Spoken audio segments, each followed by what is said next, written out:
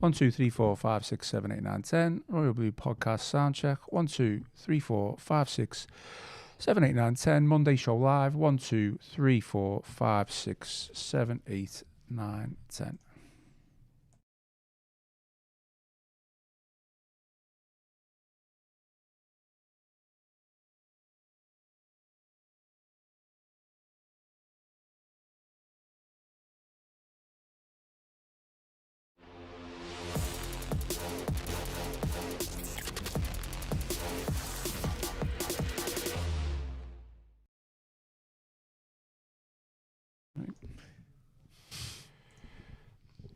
Hello and welcome to your latest Royal Blue podcast with me, Ian Croll. It is the Monday show.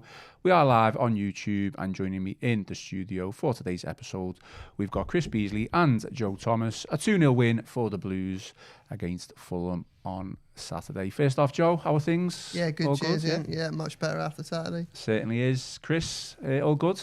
Yeah, I've got a few shout-outs, if I may, quickly. Go for it, I need to catch up. I just have a couple of weeks worth here, actually. Darren Matthews, I bumped into him in Dale Street. He was on the ale with his missus, but he said hello. He's a fan of the show. So, yeah, Darren Matthews and Mrs. Matthews, I presume.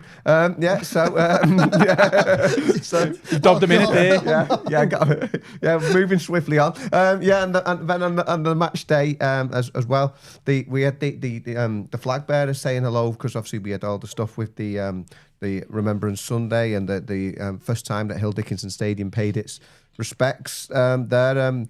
Kenneth Mallam and Matthew Griffiths, so big shout outs to them. And of course, the two lads who won on the hitting the bar as well, they were two current servicemen as well. So I've just got their names there. That's Army Lieutenant Colonel Barry Edwards and RAF Sergeant Patrick Carroll. So well done to both of them. So yeah, hopefully I've not missed anybody out there. And thanks to audio, because like some of them have come up to me there and said, you know, how they're fans of the show and they like to see us. So thank you for all that support. Yeah, absolutely. We do love the interaction when we see people in the streets, whether it's wherever. So yeah, I was stopped as well by Sean who'd come over from Cleveland. Okay. Wow. So like Cleveland, America. Okay, sorry, not the Northeast. Not the Northeast. Yeah.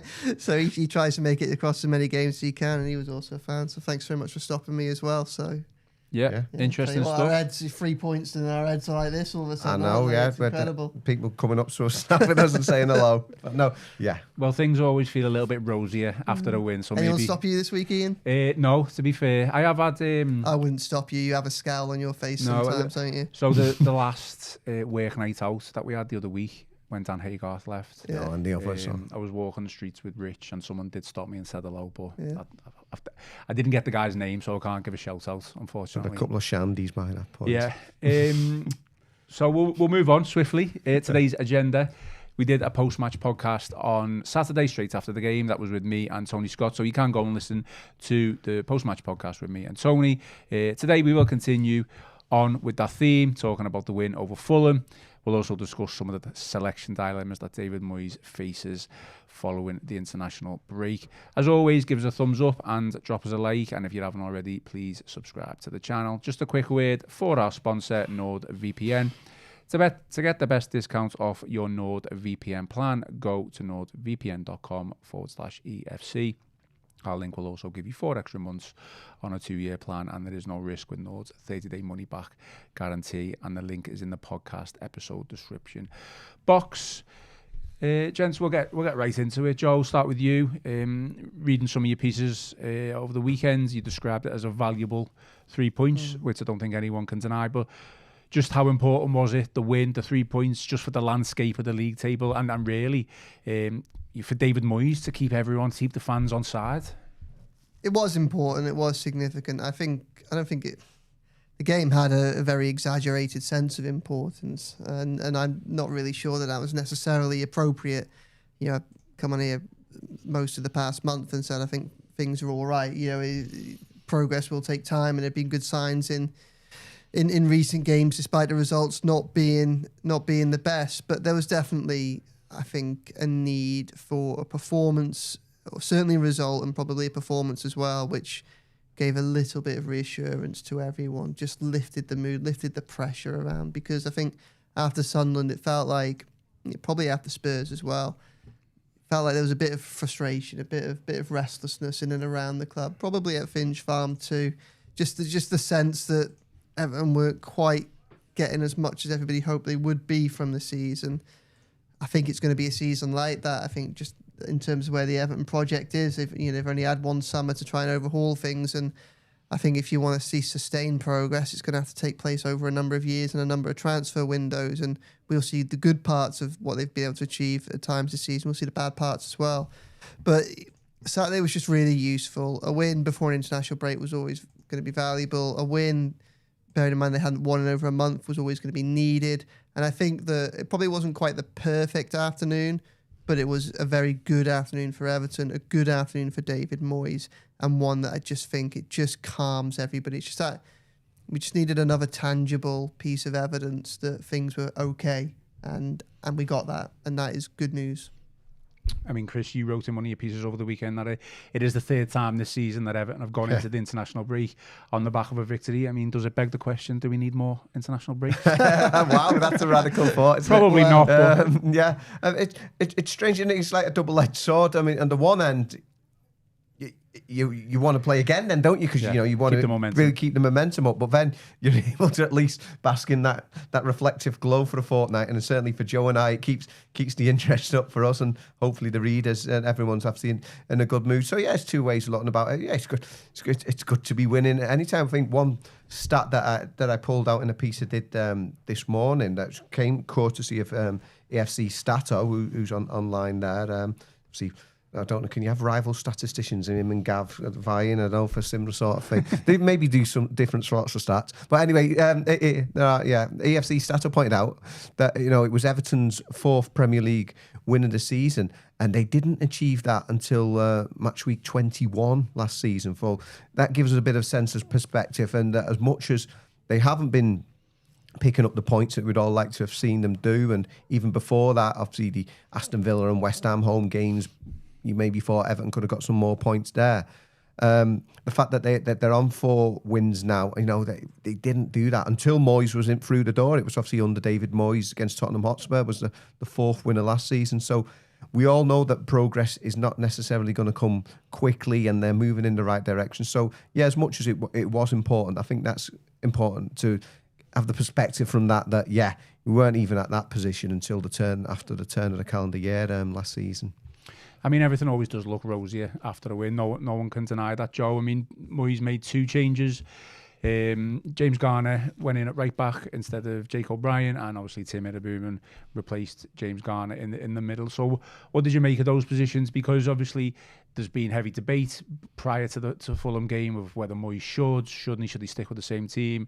I think we were all in a little bit of agreement that some change should be made just to freshen things up a little bit, and he did do that. Yeah.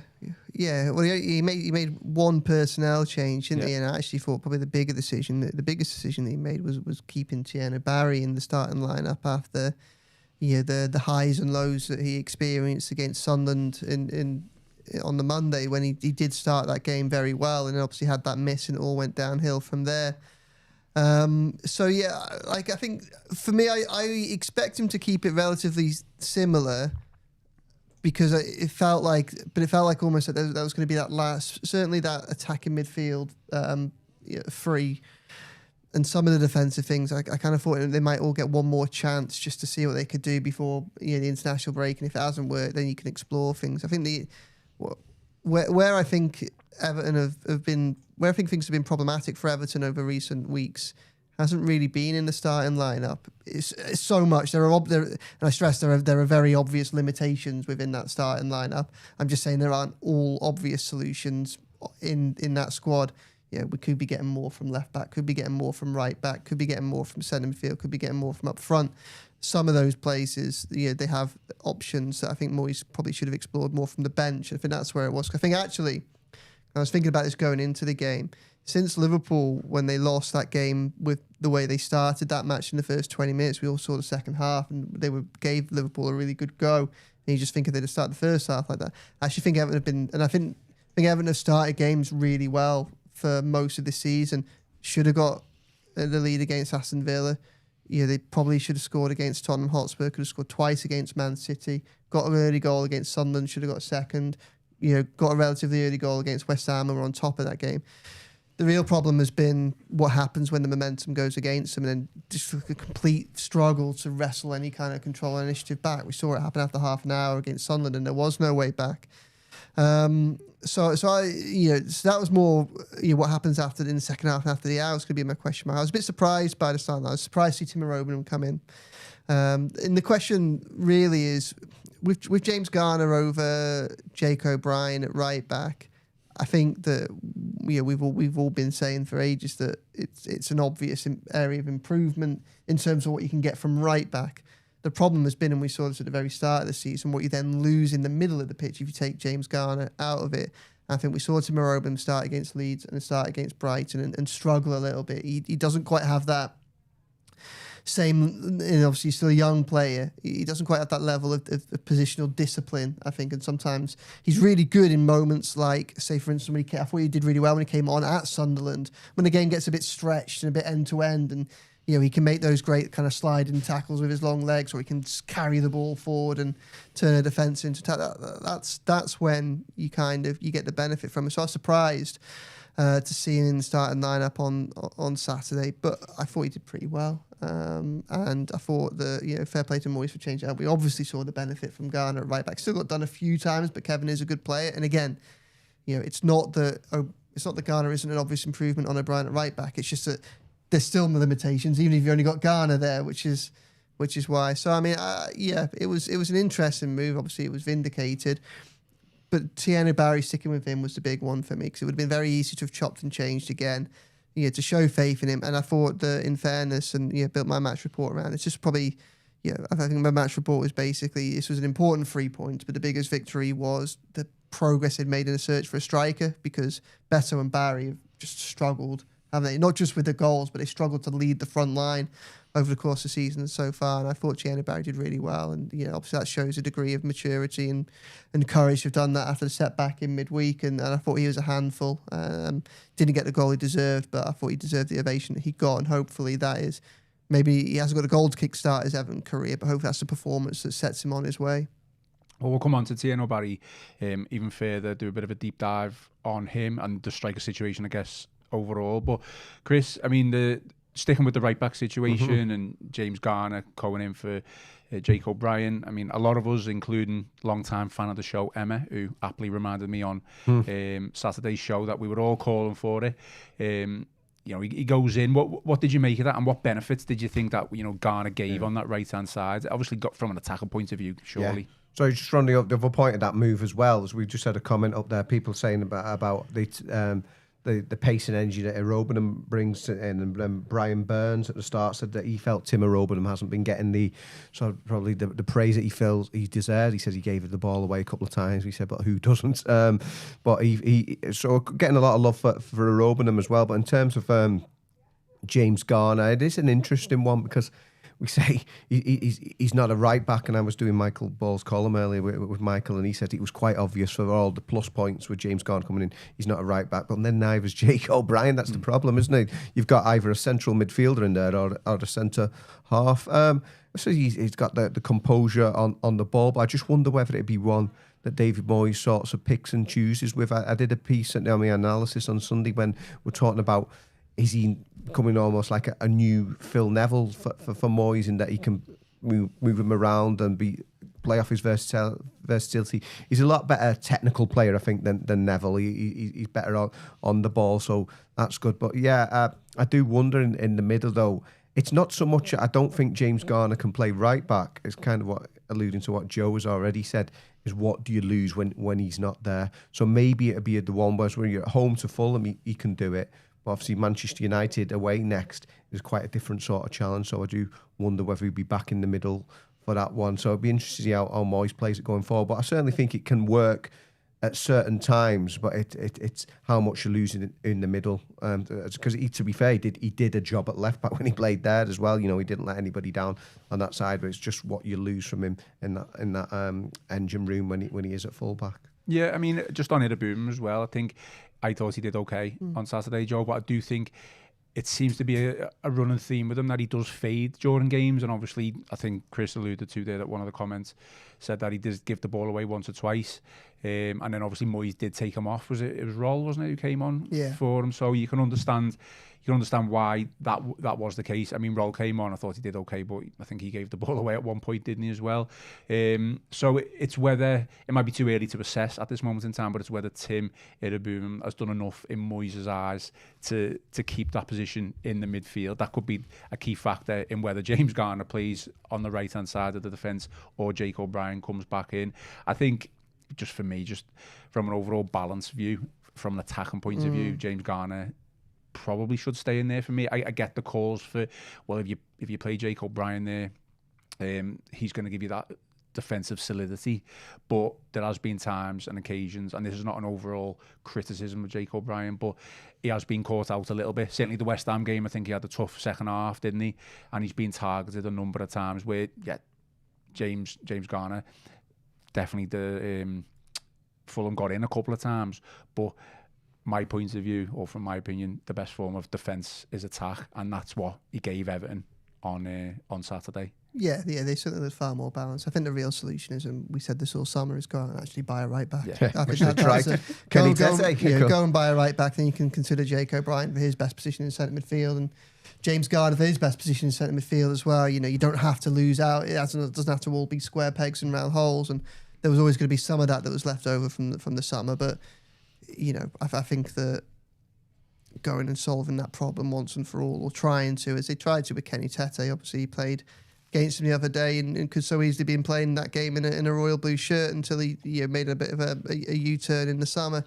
But going out of the dress and that, it's just those fullbacks, certainly at right back, are just areas that are costing Everton, and there's an obvious solution. Might not be obvious in terms of personnel and availability, but finding a specialist right back that can play there and make that position their own for a couple of years would certainly help, I think. But yeah, I think Tim did fade a little bit, but obviously centre midfield, he's a young lad. Centre midfield is a busy role, isn't it? You ask him to do a lot, and I think probably the big issue the issue that I felt with David Moyes over the last few weeks, and I've defended him quite a lot. As I say, I said this a little bit in my first answer. It's less about how he's setting up the teams, but more how he's adapting within the games. He's got a squad there. You want to see him use it. And this time we did see him bring on Merlin Roll. And again, I thought that Fulham had that spell of about 5-10 minutes just before the hour mark where he just started to get on top of the game a little bit. Pickford made a good save from Raul Jimenez. And that was the moment when you're there thinking, they're not going to make the dominance count. I think they'd had all 3 goals disallowed by that point. And you just almost had that feeling, a bit like we had at Sunderland and in other games, that the lack of ruthlessness is just going to kill Everton off.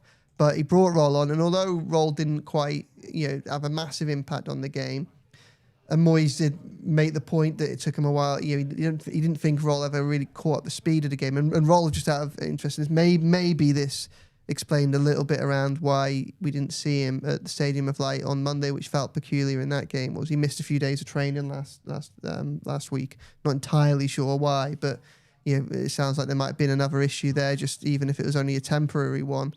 But just by making that change and bringing on some fresh legs, and he made a lot of forward bursts, and it just Everton very quickly kind of regained the initiative in that game, and I think that's something that we hadn't seen them do for a while in this season. Certainly against City, certainly to a certain extent against Spurs, and certainly against Sunderland.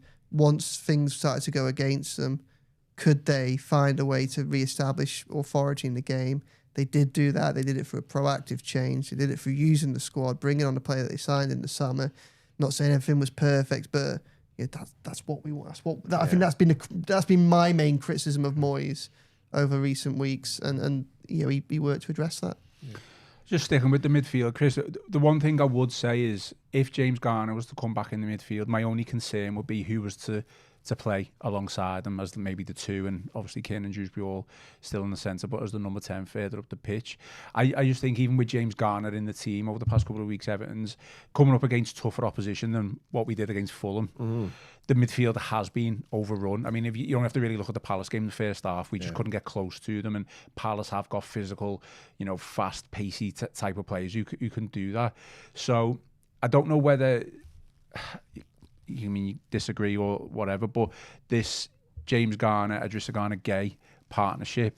I don't know whether it might be a coincidence that Idrissa Gana Gueye had a really good game on Saturday without James Garner in the team. Is there something where you think, are they both doing the same job? Do we need both of them in there? Did a Tim Iraburum complement Idrissa Gana Gueye to respect? I think it's one where you don't have to be predictable. This has been the problem. I think it can work at times, but it doesn't have to be that Everton line up a certain way for all 38 games or whatever. I think it's like similar to what Joe's been saying about not just responding to in-game situations, and that's been the frustration there. And he got it right there with David Moyes, could see what was happening, brought Merlin Roll into the equation, is that just line up a different way, not just alternating between, we'll come on to this, Beto and Barry, because neither of them are doing anything, but thinking, oh, this one will do well against this opponent, or we'll line up in the midfield in a certain way against it.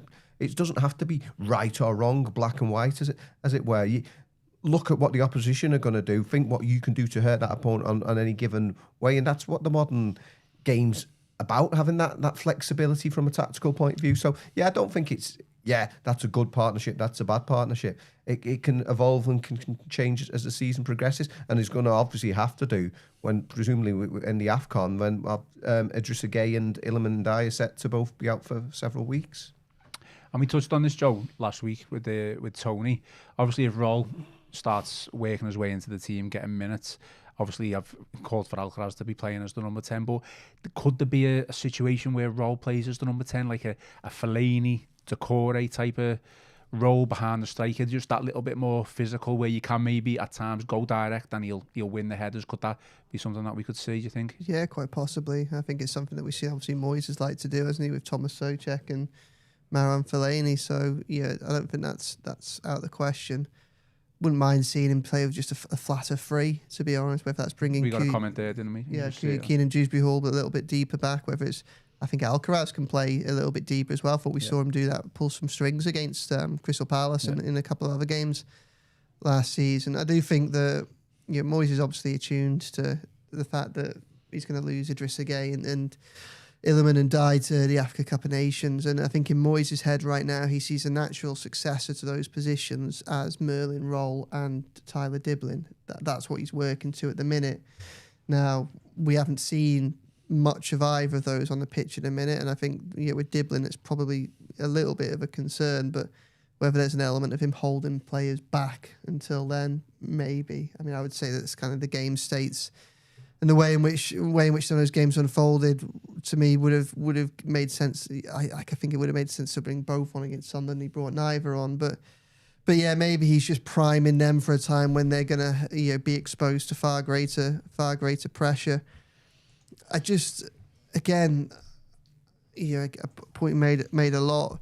I think that it's not all about the personnel. That means that Everton's midfield is struggling in some games, or certainly not the personnel in the centre midfield. I think the reality is that unless and until Jared Brantwaite comes back and allows that defence to push closer to the midfield and the attack, or unless and until you decide to maybe see if Jake O'Brien can do the similar job in the centre back and help push everything further up the pitch because of his recovery pace. Until then, I feel like Everton are just going to constantly remain in that situation where there's a danger of them being overrun in the middle because, like we keep saying, all of a sudden they've moved to an attacking midfield that wants the ball on the edge of the opposition area. And right now, a defence that has such little pace, it wants to defend on the edge of its own box. And then you've got, a big chunk of the field there for, Garner and or Gay and or Irobenham and or whoever else it is to try and manage by themselves. And that isn't ideal. So hopefully that's something that they have a little think about over this international break. I think, how they can there are areas in which they can improve, and some of those answers probably do lie within the squad. And I have some sympathy with them having worked on the basis that Jared Brantwaite would be the obvious solution to that in this last run of games. Obviously, this setback has prevented that from now being an option. Can they get the benefit they were hoping to have, or a chunk of the benefits they were hoping to have from Brantwaite being back?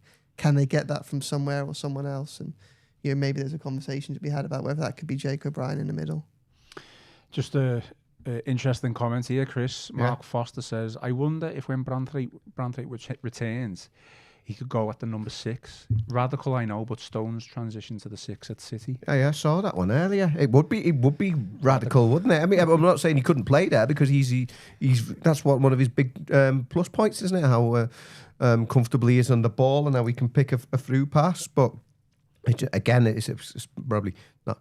Probably more so than James Garner. It's like what you lose from him as an absolute defensive colossus, and his recovery pace in the centre-back position. I probably got no doubt that he could do a job there, but yeah, given that, you know, he's rated as one of the most promising defensive prospects in European football, I don't know whether that's the route you could go down, but maybe as a short-term measure for the AFCON, you know, if Idrissa Gueye's not there, who knows if Jared is back fit by that point. Don't discount it, but yeah, I think that, you know, he's such an impressive specimen as a centre back. I don't know if I'd want to use him there, but I'm sure, you know, he's got the tools where he could do a job. But yeah, interesting thought. Obviously, keeping our fingers crossed that he comes back ASAP. Just look at some of the comments before we move on to talk about Tierno Barry, who I thought had his best game in an Everton shirt. So the Blues have said, we don't have the profile of midfielder to play a midfield 2.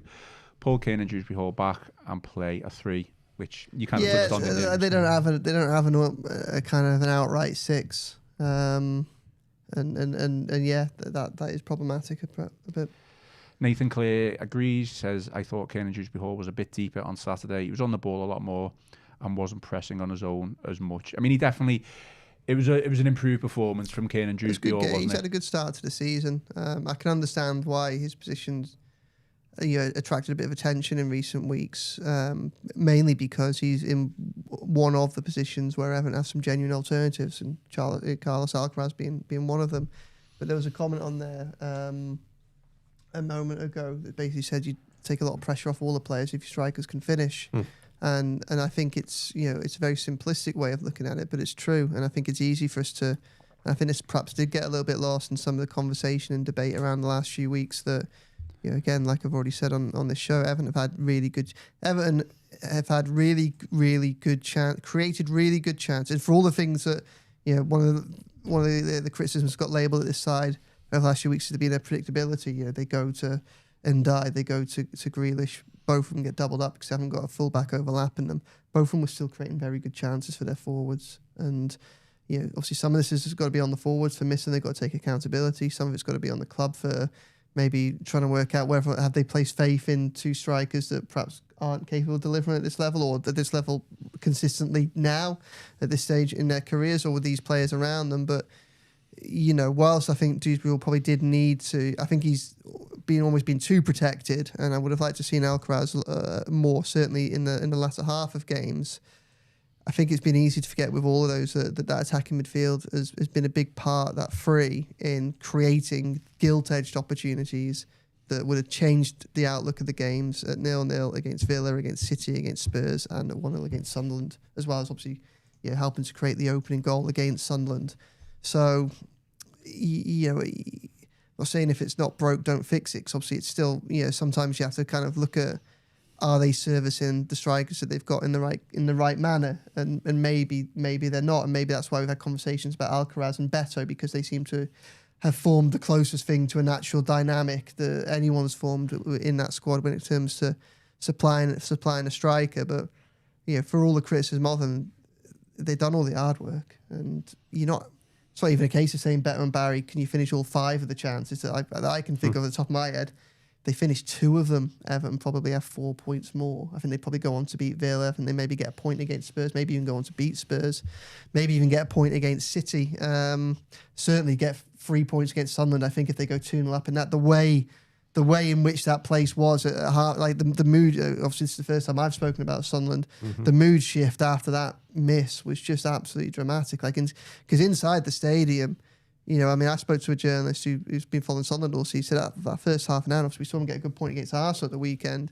So that was the only time this season that Sunderland have looked overwhelmed and out of place in the Premier League. Everton really were doing that to them. You saw the 2 yellow cards that Sunderland picked up early.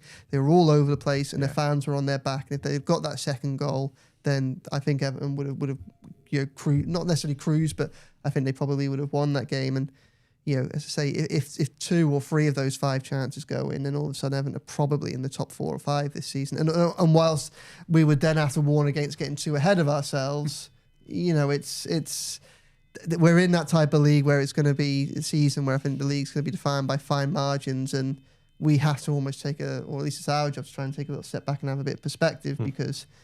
We finished the game the other day with a win, and all of a sudden 3 points off third at the time at the final whistle. So, it's just absolutely, it's incredible. But there were real positives there. I thought Keane and Dewsbury Hall was certainly one of them. Well, the league table is extremely tight, isn't it? And a win, a loss can have a huge impact on how. Quickly you can go up the table and quickly you can go down the table as well. I mean, Chris, let's move on to Tieno Barry, the striker situation. I just mentioned it, I thought it was his best performance in an Everton shirt. I would have been disappointed if he hadn't started, even after the display against Sunderland on Monday. I know we had the first 30 minutes played well and he missed that chance, but I still think he did enough to warrant that start against Fulham. But, leaving the pitch, he was still frustrated, wasn't he? And there was an exchange between Tieno and David Moyes. Yeah. So, can you shed any light on what happened there? I don't know what was said, but I know that David Moyes praised him again afterwards, didn't he? He said he worked his nuts off, something like that. Could we say that in the Royal Blue Park? I think we're okay. I mean, fair play to David Moyes, fair play to Tieno Barry, because couldn't understand what he's done there. He didn't want to sort of shatter the lad's confidence, and Tieno Barry has sort of made a joke of it himself, hasn't he? The fact that he's thanked the Everton fans for the ovation that he got, and he's referenced his Instagram profile picture, the fact of him looking rather glum on the bench at Sunderland after going off. And personally, I looked at Beto's previous record at Fulham and seen that Beto had scored 3 goals previously at Fulham. So I'd have gone with Beto, but fair play to David Moyes. He stuck with Tieno Barry and was rewarded, as I said in my player ratings, with his best display in a Royal Blue jersey to date. He's still obviously waiting for that first goal. He did get the ball in the net. Obviously one of those 3 offside goals. But yeah, you can see from his comments he took sort of great pleasure and also satisfaction, encouragement from the way that the crowd gave him that ovation when he went off, and you could see, it didn't quite happen for him again, but he was, as Joe said, he was leading the line well and looking a lot more involved in the play than he has been for a long time this season, and hopefully it can be some sort of watershed moment for him. He's still waiting for that elusive first goal, but he looked a lot more sort of integrated both into the team, both physically in the way he was playing and mentally. And I say I don't know what David Moyes actually said to him, but yeah, I mean, I'm sure they were words of encouragement after what was a very much more improved display. Because I thought he actually did. I was getting stick after Sunderland saying that I'd gone too high with the mark for him because he'd missed the sitter, but I thought there were actually a lot of positives from that. He had the nod down for Jimmy Garner in the first minute for the chance. I know and Dyer had it all to do for the goal, but he'd won the ball back for that. So we all remember that night for the miss and the frustration of him going off there, and obviously the silly booking that came after that as well. But there were plus points from Sunderland, so he built on that against Fulham, and very encouraging. So hopefully it can be a turning point for him. I don't know if anyone who's listening or watching can hear. There's an alarm ringing outside, so hopefully it's not interfering with it. There is a committee outside that look very confused trying to sort it out. Right. But it's not the fire alarm, so we can still stay. It's something to do with it. But even if it was the fire alarm, we continue to deliver content to you. We're just stuck here like the band on the Titanic. Let's not go down there. Yeah, I think everything's all right out there. I think it's just the door. Yeah. But I admire Joe's commitment. Even in the face of death, he would stay to record the Royal Blue podcast. So there's a comment here from Nathan Clare who says, cannot keep chopping and changing the forward line. It has to be Barry, even if he is poor at United. I mean, Joe, the one thing I'll say about the performance for Barry, it was that the players around him, certainly in the second half, even before he went off, they were giving him the ball a lot more. They obviously felt in their own minds confident enough to pass him the ball that they knew he wasn't going to give the ball away.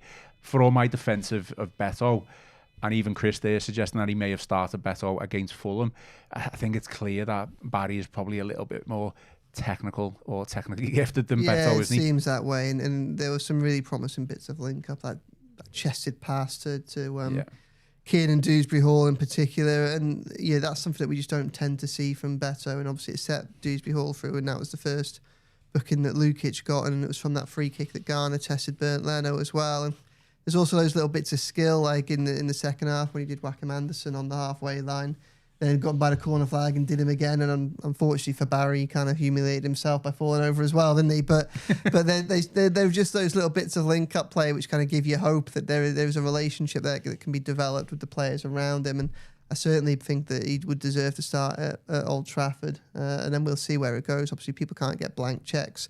It depends on the nature's performance there, but I think that he deserves the benefit of the doubt now and to start the next game. It was the right decision to sub him off against Sunderland. I saw a lot of criticism for Moyes taking him off, and I couldn't understand it, to be perfectly honest. I think that he had a good start to the game, but he had that miss. He clearly took it poorly. He was booked for a wild lunge that was really unnecessary, really needless. Put him on a yellow card in games like that, and the way Everton play, Moyes wants his striker to be physical. He wants him to get himself about. The reality was that he had far less of an opportunity to do that because he was on a yellow card, and there are people saying that, he's 23, he should know be able to handle himself, they can trust him. I'm not really sure that when you look at how the manner in which he picked up that first yellow card, and particularly when you think about how he did very similar at Wolves in the Carabao Cup when he was frustrated and picked up an early needless booking. I thought it made perfect sense, particularly when by that point Sunderland had grown in that much confidence that they're sitting on the halfway line and there was plenty of space to run behind them. It felt like a game that was better suited to Beto, although Everton didn't utilise him anywhere near as much as you'd have hoped they would have done once he did come on. So, but yeah, it was a display of real promise from Tierno Barry, and there are a handful. Let's say, whilst Everton have obvious limitations in this side, there are a handful of areas where just a fraction of an improvement could make a big difference to the team and how it's performing. And if they can find a striker that they can stick with, and you can suddenly just have that confidence to go on and run and score games and score a few goals, then it would have a huge impact on this team and its ambitions. And I think as well, if Barry was to continue to cement his place in the team, I still think Beto can be a weapon off the bench. Certainly when teams are maybe getting beat order to draw, and the opposition teams are pushing up with that high line, the space in behind, as Joe kind of just mentioned there, as we tried to do against Sunderland. I think Beto could be a weapon in that respect. So hopefully things will settle down with the strike situation. Hopefully Tierno Barry does become the main man, I guess. I mean, we've had this discussion plenty of times. We've even had whether should Illiman and Dye play up there. I know that's been a lot of debate over the past couple of weeks. Chris, I know one thing that you've liked talking about this season is Michael Keane. Oh, yeah. And let's face it, he did continue to dominate both ends of the pitch. Another goal. I mean, he really is that defensive goal-scoring defender. I don't know if that makes sense. They admitted it did come off his shoulder last, didn't it? A great shoulder, he told me afterwards. Let's face it, both goals weren't pretty. They were ugly, if you want to call it that. It wasn't. It was good enough for Haaland yesterday, didn't it? That came off his shoulder. No, that's fair enough. They all count, absolutely. But even the Idrissa Gueye one, that was kind of a second, third ball, poke in, and it goes in. But who cares? We won the game. Yeah. I mean, I don't know. Do you want to speak about Michael Keane glowingly again? Yeah, I mean, he got mentioned earlier, though. Imagine if Jared Branthwaite had put in that performance, both defensively and then getting the goal at the end. We'd have been absolutely raving, wouldn't we? We'd have been saying, whatever, one of the greatest talents. And the thing is, he's been like that all season. I thought it was... Joe and I were up at Sunderland on Monday night and through the hours of Tuesday morning as well, coming back. But Michael Keane was outstanding. The amount of times then, both when Sunderland were sort of pressing in the first half before they got the equaliser, he was in the right place at the right time, such intelligent defending. He sort of combines that intelligence with that physical bravery as well, which we know we've also got from James Tarkowski. But yeah, he's been absolutely nothing short of magnificent, to be fair, this season. Considering where he was before he signed that contract, people were just kind of going, well, he's probably worth re-signing because then you save the money on what you would have had to pay for a replacement. But now, he's been the most consistent defender. You could probably say maybe is he the most consistent player for Everton this season, and the sort of level displays that he's producing week in, week out. Oh, I thought he was terrific again, and it's. You know, being a nice guy isn't enough to get you in the Everton team, but he's absolute model pro, Michael Keane. I can't say, as somebody who's been fortunate enough to know him now, he's in his 9th season at Everton. He signed at the same time as Jordan Pickford for a similar sort of fee. So, okay, his career hasn't had that sort of upward trajectory in the way that Jordan's has, but he's a really solid citizen. And I'm not saying this damning him with faint praise. You know, he's the sort of one who'll drop back. You know, if he isn't playing every single game for the team, he's not going to be kicking up a fuss, and that not to be like sort of being negative, thinking we'll accept that, but he's just got the right attitude in what he does, and so it's so nice to see him being rewarded now with that form, and he's helping the team after what have been some tough times for him. And I think he's come in for a lot of stick at times, and sometimes, you know, we always used to say, even if he wasn't at fault, he always seemed to be at the scene of the crime whenever something went wrong for Everton. So for the flip side of that, he's been absolutely terrific this season. And long may it continue, because unfortunately, Jarrad Branthwaite has obviously got a while, we don't know on the timescale, but it's going to be a while before he comes back. So it's absolutely terrific that got Michael Keane in there playing so well in that position. Yeah, Stephen Johnston says Michael Keane never put a foot wrong again. Solid season up to now. I think he's probably been more than solid, to be honest. There's probably a bit of a, obviously compliments from Chris there.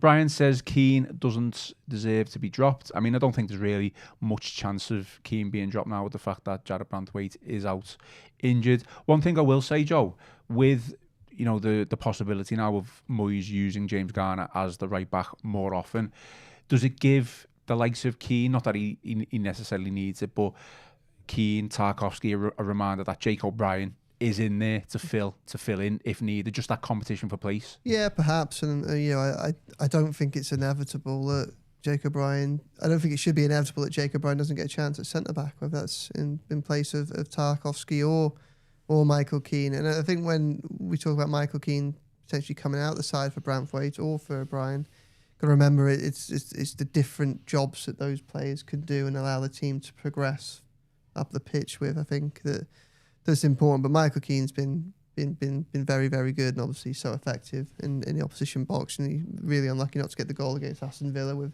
Martinez pulled off that really good save as well. So I thought he was, as Everton got overwhelmed at Sunderland, he was one of the only, if not the only player to come out of it with any credit. Like, he made 4 or 5 massive interventions and blocks and tackles at the end of the first half. He stepped, Wilson Isidore got played through on goal, and he came across the cover and got a tackle. And the other thing he's quite good at, and again, it would help if the fullbacks are more adept at kind of picking up these balls and going forward. But he's quite good at that, like, quarterback pass out from centre back, pass out from deep to hit the channels. And he's done really well. He deserves a huge amount of credit to Moyes for making for working to ensure that he remained a Blue, because it was looking like he probably wasn't going to for a big part of the summer.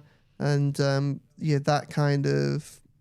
that caution is probably the wrong word, but that desire to play it safe and stick with somebody that you knew and someone that you can trust has obviously paid off, because obviously we haven't seen Branthwaite, and Michael Keane has been one of the best players of Everton's season so far. And Tarkowski, I thought, looked a bit more assured. I mean, I guess you have to compare it to the level of opposition. Yeah. I know Fulham necessarily didn't pose much of an attacking threat. I know Pickford had to make two odd saves, didn't he? But he has taken a little bit of criticism, Chris Tarkowski, but clean sheet, he looked a bit better. He was looking more assured. He was looking assured, apart from when Kenny Tete tweaked his nipple. He wasn't looking. He wasn't happy about that. I don't think anyone would probably take too kindly to that. That was an interesting moment, and obviously we mentioned that in the moment's miss, because obviously Kenny Tete was in the thick of that mass brawl at Goodison Park by Ashley Williams back in 2017. Very unfortunate incident. It wasn't quite as bad as that, but yeah, his general play, obviously, was unfortunate. It was almost shades of. It was a bit like, a much closer range. The way he caught that volley was almost like his Derby goal, but from a much closer. But so he was unfortunate in that respect, and obviously played his role in the other goal as well. So in the first one, but I thought it was better from Tarkowski, because he has, as much as Michael Keane has done well, James Tarkowski has perhaps struggled at times since coming back from his injury, because he'd had that incredible run, hadn't he, where he hadn't missed a game for the best part of almost 3 seasons, and then he picked up that hamstring injury against Manchester City. Ironically, when Keane came in and obviously struggled when just as City were turning the screw at the end of that game in April. And, he's worked his way back in to fitness coming back in when I was over in America, and obviously he came back then, and it's sort of been up and down a bit for Tarky at times, and sometimes it's looked like he's a bit off the pace. But yeah, it was a return to form, I thought, from James Tarkowski again on Saturday. And you know what you're going to get with him. Obviously, he's another one who signed a new contract. Real dependable figure, both in terms of his leadership and his bravery and the way he plays the game. So hopefully it's a return to some better form from him as well. Like we say, with Bramthwaite having a prolonged period on the sidelines, but again, like you say, with Jake O'Brien not necessarily being at right back anymore, it also keeps him on the toes. Just speaking of contracts, Joe, we've had a question from Nathan Clare who says, any talk on a Ghana contract? And my question would be, do you think there would be any bearing on whether James Garner signs a contract on how he's utilised at Everton, as whether Moyes says, right, you've done well as a right back, I'm going to use you as a right back, or we're going to use you as a midfielder? Is there any bearing on his future on that respect? Possibly from Garner's perspective, but the reality is that Everton having the option to extend it by a year. So, albeit he is closing in on the final months of, the final 8 months of his deal, obviously in theory from January he can start speaking to other clubs. It's still within Everton's power to extend that by a year, and I think it's largely based on kind of performances and things like that. But it's in Moyes' gift to be able to give him the opportunities to trigger the extension. And I think it's absolutely clear, and probably more important than the positional opportunities get is the fact that he is playing and getting opportunities in the first place with a manager that trusts him. And it's clear that David Moyes absolutely loves James Garner. Speaking about him having the potential to be in the England setup again at the weekend, which I think is perhaps a bit exaggerated, but we are seeing plenty of people get opportunities under Tuchel, and I think if Everton were to have a good run going into Christmas, well, he can be one of a few players that could perhaps make their case. I mean, the last time I checked, nothing had stepped up massively. Maybe that might Everton have. So the outstanding contracts that have been dealt with, they've made progress recently in the international breaks. So it may well be that now's the time that they're going to sit down with his people and kind of formally, get things over the line. But I don't think there's any sense of urgency because they have the protection of that extra year. So I think it's a deal that Everton would like to get done. We'll just have to see how it goes. That's good to know. I didn't know about the extra year. So Moyes kind of alluded to it, isn't it? It's a bit sort of... There's an extra year there. It's not automatic that Garner triggers it, but it's largely within Everton's gift to do it. And, I think it's pretty clear that wherever he plays, he's obviously at the centre of Moyes' plans. Okay, we'll finish off now, but just an interesting positive comment here from Kunal D75, who says Barry is getting closer and a win against Manchester United on the Monday night is incoming. I said this a few times and I keep saying this, and I said this to Chris and our boss Paul last night. I said this to Keane and Drews before recently. You said it a lot, haven't you? And you're going to say it on record, get it in front of the cameras now. And Keenan agreed with me, and I think that this Everton side this season is going to turn over someone away from home that they don't typically turn over. Now, obviously, it wasn't City and it wasn't Liverpool.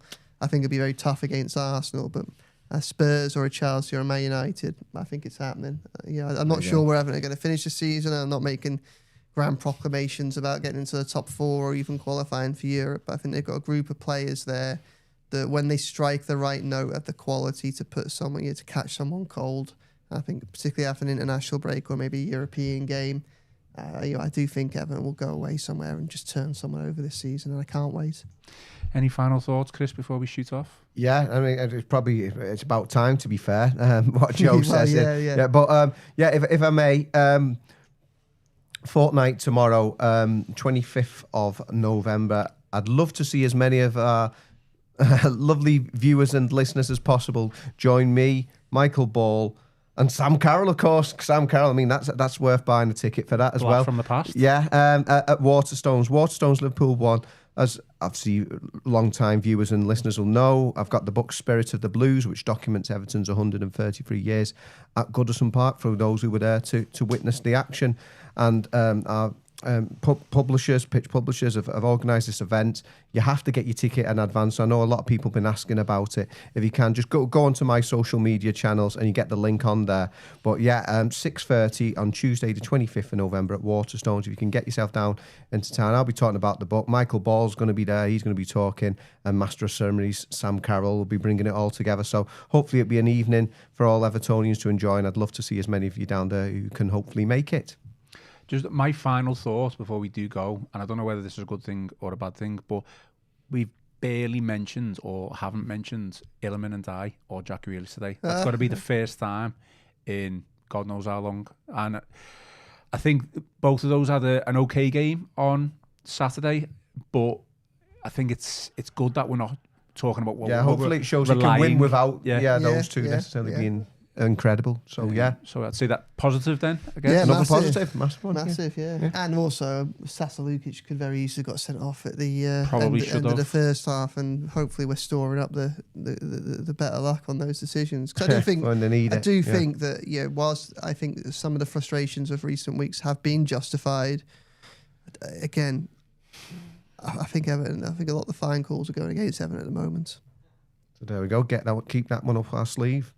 Okay, well, it is the international break, so there will be a break in Premier League action, but we will still be producing content on the Liverpool Echo website, and we'll have shows for you throughout the week as well. So keep an eye out on all Royal Blue platforms and the Liverpool Echo website for all of Joe's and Chris's written content. That is all for today's show. Please remember to give us a like and subscribe to the channel. As always, give us some 5-star reviews on Apple and Spotify. Most importantly, enjoy the rest of your day, enjoy the rest of your week. I've been Ian Croll, joined by Joe Thomas and Chris Beesley, and this has been the Royal Blue Podcast.